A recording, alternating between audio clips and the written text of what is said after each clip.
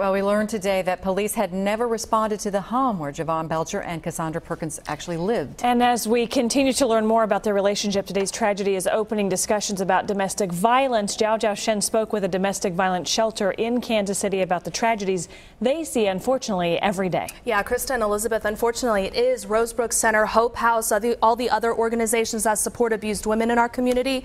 Violence is something they see and hear about every day. So earlier today, we sat down with Scott Mason, the development manager at Rosebrook Center.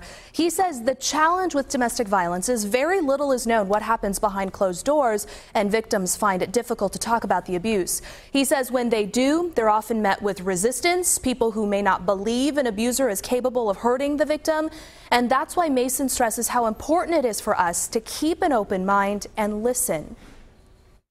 Continue to offer love and support to those that may be experiencing it.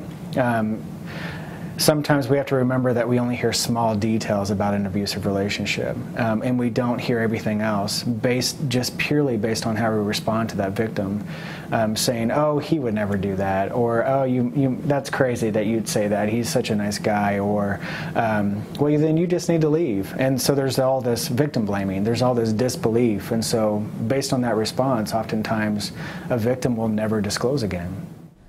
So here is who you can call in the Kansas City area to talk to someone who can help. Rosebrook Center is available at 816-861-6100. Hope House's hotline is 816-468-5463, and New House is 816-471-5800.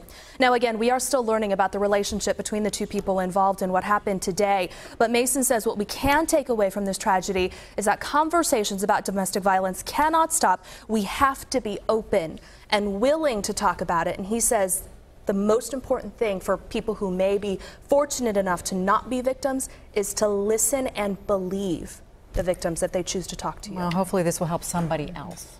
All right, thanks, Jiao.